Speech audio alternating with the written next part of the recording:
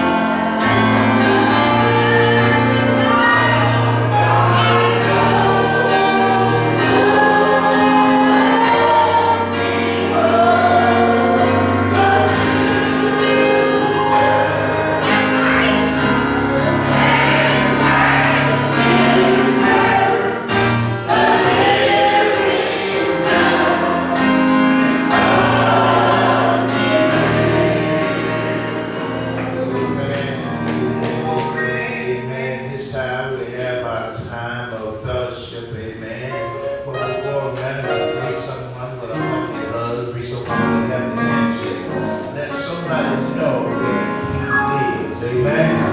Amen. That's fellowship.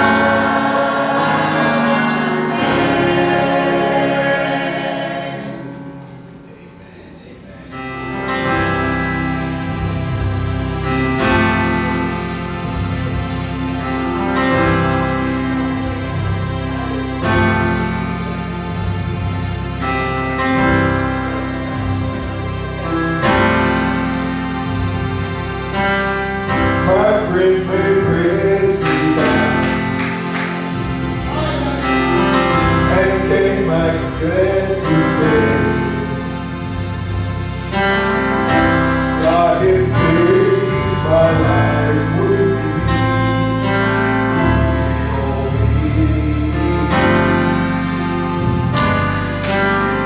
So when you knock me down,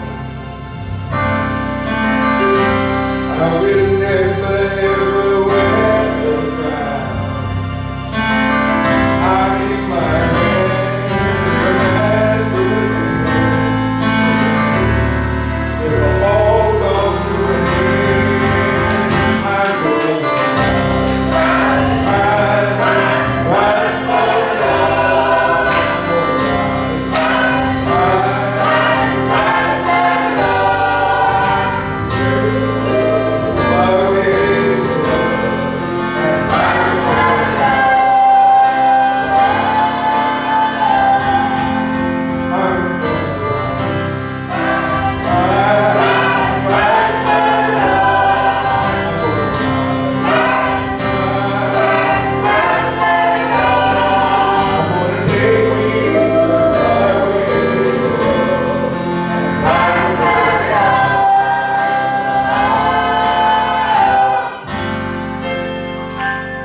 This world is so full of people, and the enemy all around.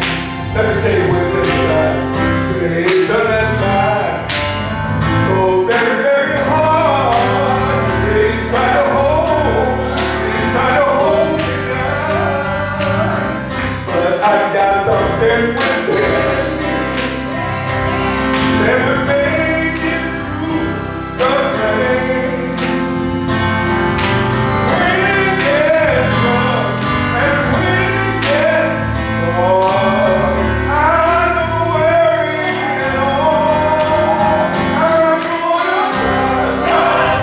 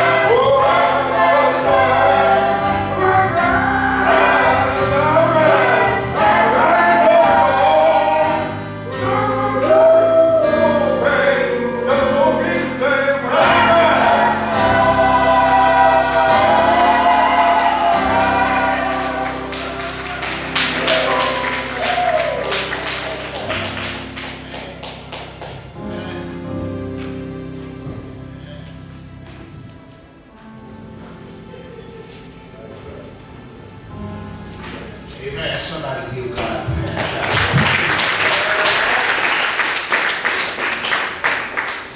You'd be so kind to grab your Bible, your iPhone, your iPad, whatever gets you to the Word of God. Amen. Turn over to a book in the Old Testament. Hey, God. H-A-G-G-A-I. Hagar.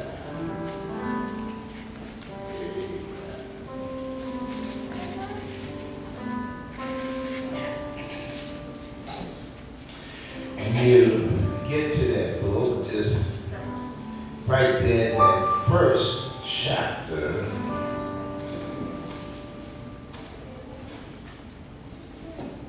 Just want to look at the first 5 verses.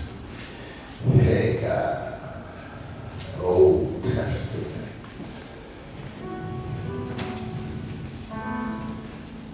I know it's a book we don't use much, but we're going to take our time to get there. I guess that's what's good about having those iPhones and iPads. You can just tell it what you want and it'll just automatically go to it. Amen. Amen. So for those of us who still use the Bible, we got to turn some pages. That's all right. Amen. First chapter. Hagar. H-A-G-G-A-I. Hagar. First chapter. Amen. If you there, somebody say amen. Amen. Amen.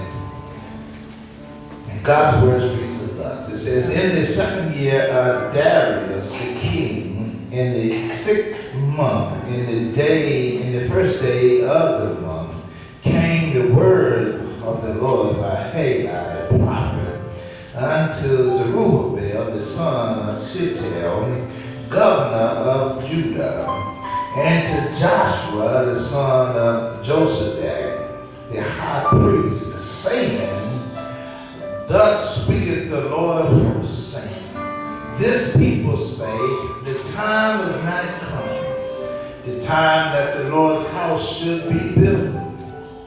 Then came the word of the Lord by Hagar the prophet, saying, it is time for you, O ye, to dwell in your sealed houses, and in this house lay waste. And verse 5 says, now therefore, thus said the Lord of hosts, consider your ways. Is that what your Bible says? You may be seated in the presence of the Lord.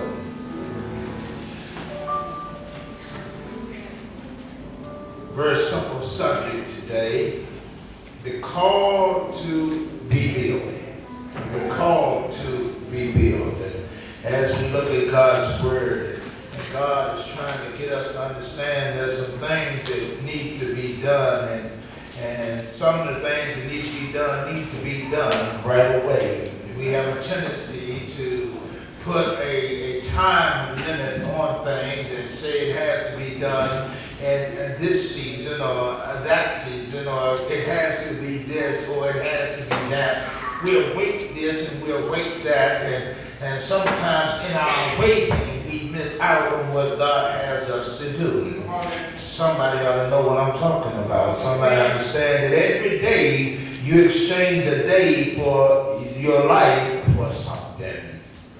I don't know what your day looked like. You might not know what my day looked like, but everybody has a day. And because of your day, you know that day was made for you to do something.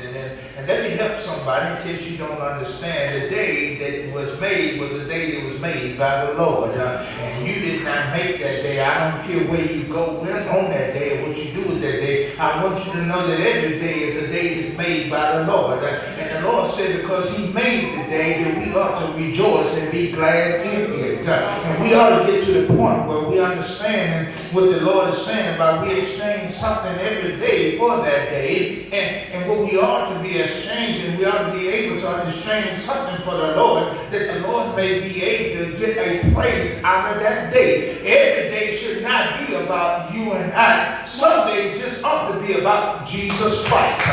Oh, I feel like preaching this morning, y'all. I don't know about y'all, but I'm going through some things, and I've been through some things, and I understand what was going on here in Darius that time. And on this day that Darius thought that he had things sorted out, but all of of a sudden, God uses a servant, and God simply using a servant by the name of Hagar. And see, God not only could use Hagar because Hagar was a servant, but God wants to use some of y'all, amen, on this day. God is looking for somebody to be a servant now. God is saying right here, he said, then came the word of the Lord.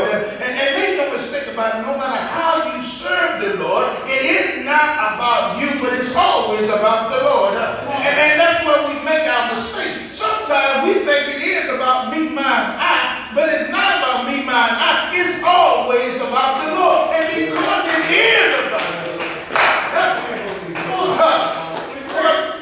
it is about the Lord, then you ought to be able to be like Hagar and understand it is about the Lord. Look, what Hagar did never say what Hagar thought or what Hagar believed in. It says right here in the scripture, then came the word of the Lord by Hagar to who? The prophet. Amen. And his prophet was saying some things and simply saying, it is time for you.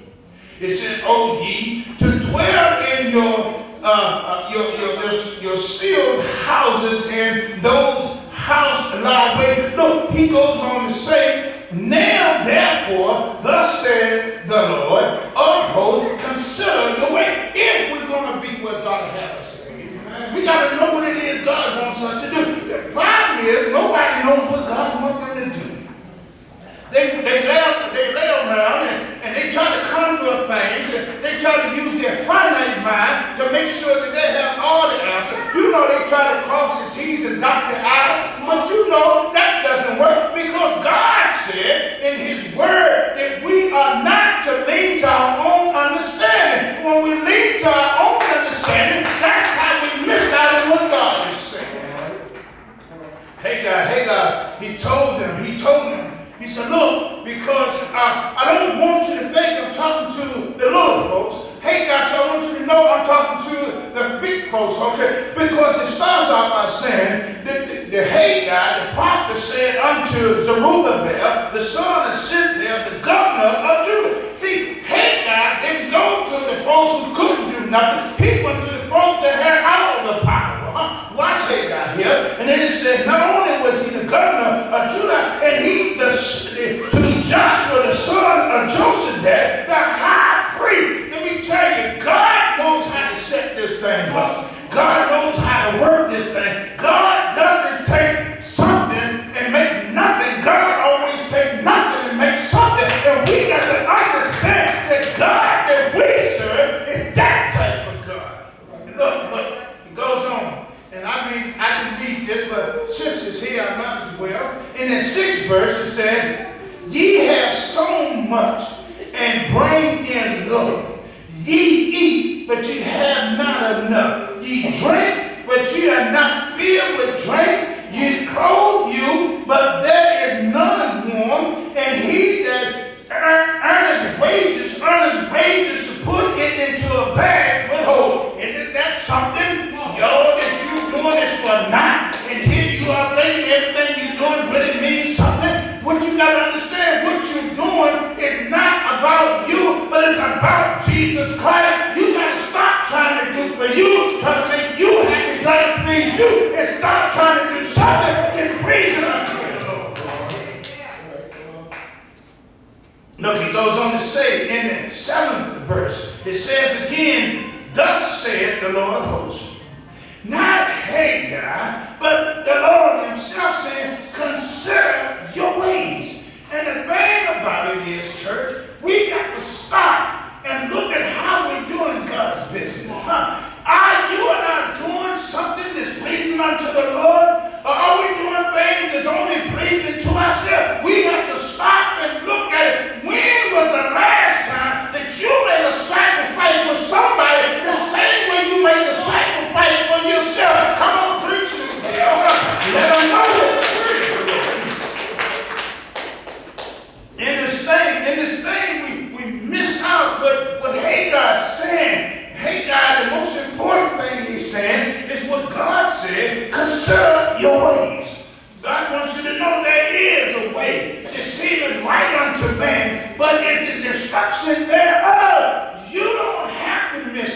on what God has for you, if you simply line up with the Word of God, understand that it is not about you, but it is about Jesus Christ. So it's not about what you can do for yourself, but it's about what you can do for the Lord. But the Lord says only what you do for Christ is going to last.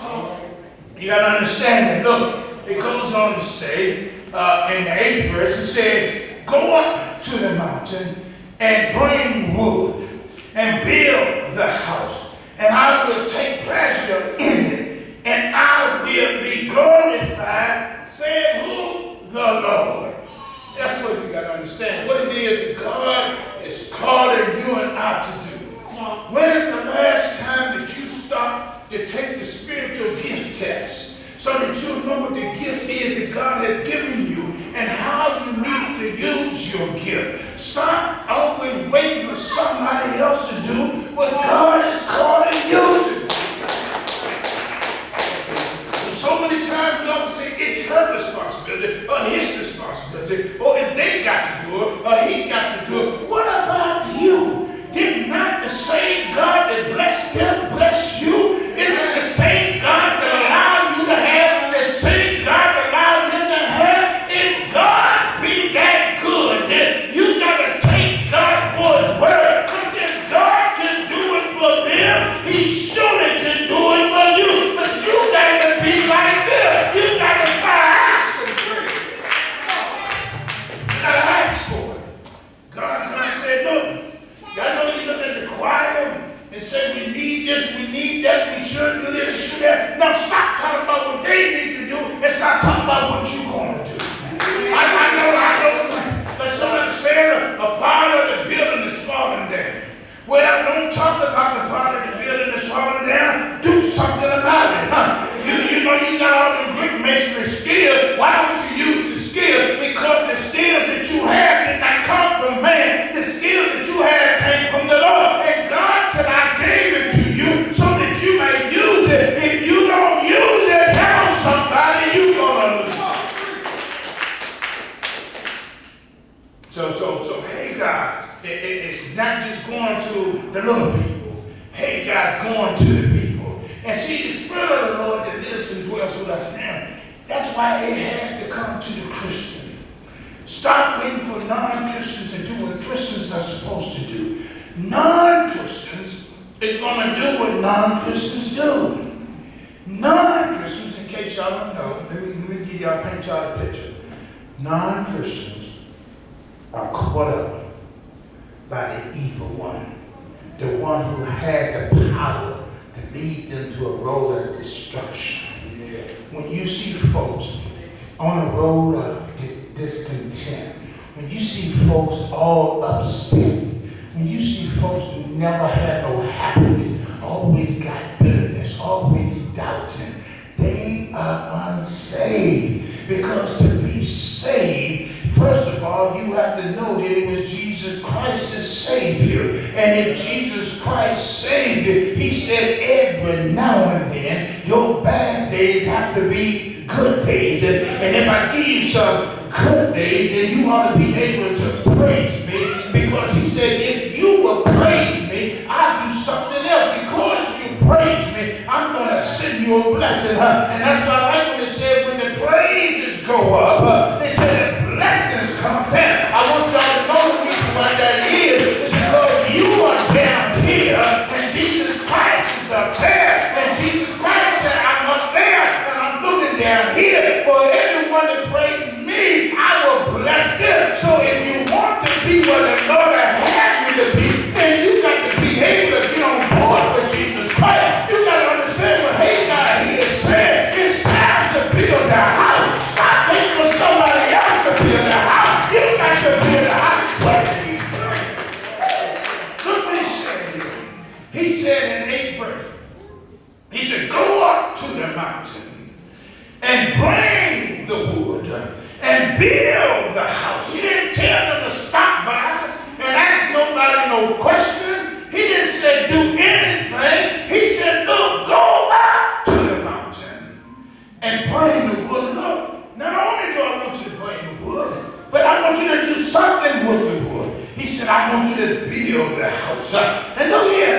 what I like about God.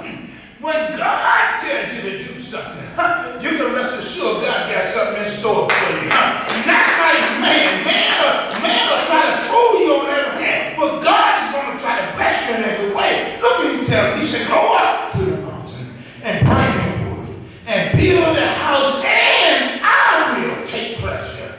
See, look, when we come here and do what the Lord has us to do, I know you're trying to rub two nickels together and don't know how you're going to do it. But I'm telling you right now, you might not be a tither according to what it says and putting dollars and cents in the plate. But if you'll be a tither in your heart, saying, Lord Jesus, I don't have the pen to write the check on. I don't have the check to put in. But Lord Jesus, it's in my heart. I want to give you, Lord Jesus, like you prospered me. You've been good to me, Lord. You watched over me all night long. And you woke me up early this morning. You clothed me in my right mind. And because you was that good to me, Lord, I want to do something for you, Lord. I want to do some things that I don't know how much time that I have, and I don't know how much time that I have, and my finances is all shaky. But in my heart, Lord Jesus, I want to serve you. I want to be there for you. Lord Jesus, in my heart, I want to give you my time. And in my heart, Lord Jesus, I want to give you my time. And in my heart, Lord Jesus, I want to give you my finances. But I need to call on your name, Lord Jesus. Jesus, you'll come and see about me. You'll make a way out of no way. You'll be able to supply all of my needs. So I'm coming to you right now, Lord Jesus. You said go up to the mountain. And I need to go up to the mountain. And you said that I need to bring down the wood. I'm going to bring down the wood. But Lord Jesus, when I go up the mountain, and when I get the wood, oh, that's the Holy Ghost. When I'm not building the house, all right here, and right now, when I build the house, I need you to take some pressure. I need you to be in it. I need you to be happy. I need you to be praised. And I may praise you. Yeah.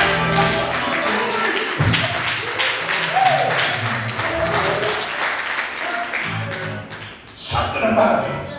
When you're working for the Lord, God will get in the midst of your work and he'll do some things.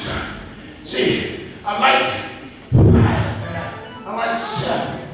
When the Lord said to consider our ways, I don't know where you are in Christ Jesus. And I don't know what's going on in your life. And I'm not a part of the CIA and the DEA and the FBI. So I'm not doing any investigation. I want you to know your relationship with Christ Jesus is your relationship. And if your relationship isn't where it ought to be, I want you to start calling on the name of Jesus. And I want you to tell Jesus all about it. And let the Lord work in your life. And I want you to know it might not fit her bill. And it might not fit his bill, but it'll always fit God's bill, because we're not working for man. We're working for the Lord Jesus. And I'm here to tell you, and I'm a witness, some rough days is going to come your way, but let the rough days come. I'm not worried about the rough days. I'm made up in my mind. I know the devil can't stand me. I know the devil's mad with me. And I know the devil is trying to destroy me. But come on, Satan, I'm not worried about you. I think I'm going to stand, y'all. And I don't know about you, but I think I'm going to stand on the word. Is there anybody here that's made up your mind? You're going to stand on the word. And I'm talking about the word of Jesus Christ. If you're going to stand on the word, then you got to be bold. And you got to say, come with will and come with name. I think I'm going to praise his name. I think I'm going to magnify his name. I may get sick, but I'm going to praise his name. I may can't make it, but I'm going to praise his name. I may die, but in my dying, I'm going to praise his name, for he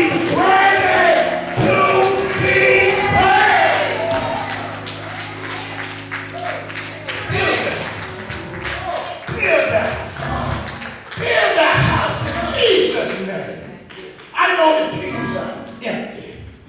And I know that money might be funny, but I don't care about none of that. I know we're missing some folks that ought to be here, but the attitude and the devil have kept them from being what God had them to be. They told you, if you had any sense, you need to. But look here, I guess I'm senseless. I don't have no sense. All I got is Jesus Christ. And I don't know about you, but if I got Jesus, that's enough for me.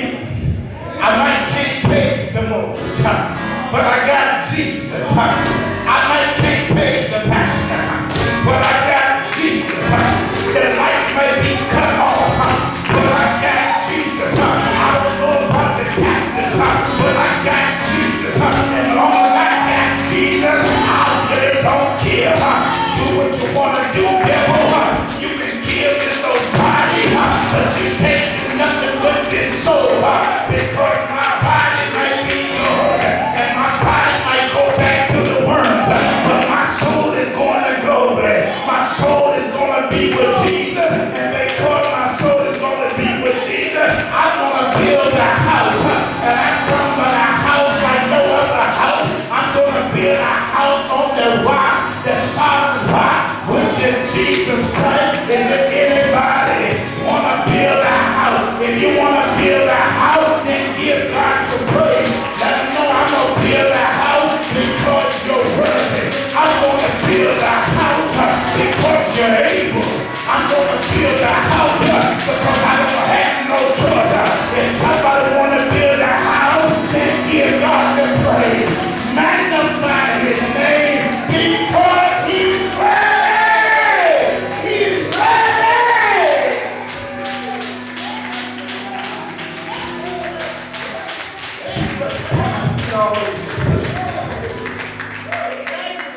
Yes, he rests upon my feet always.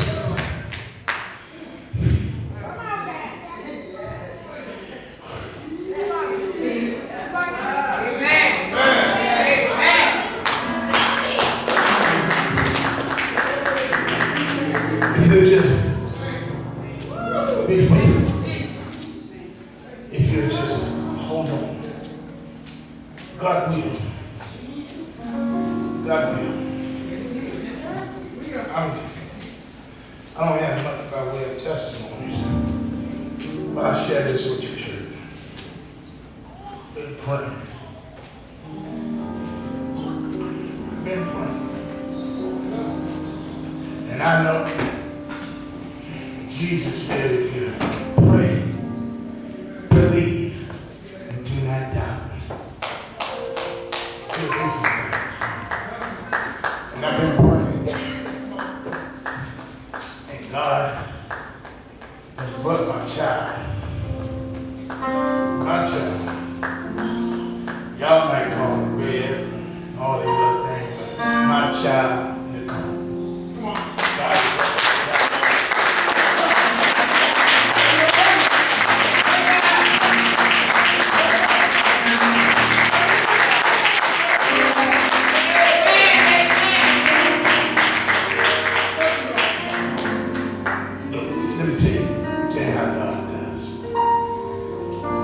You ask for one blessing.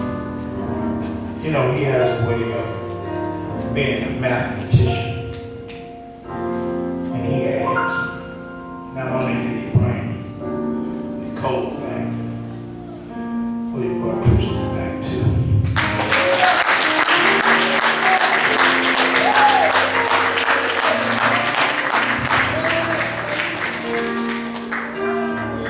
Yes, God, who we serve. So whatever you pray, believe that God will do what he said. As we ready ourselves for communion, we just need the deacon, the diaconate,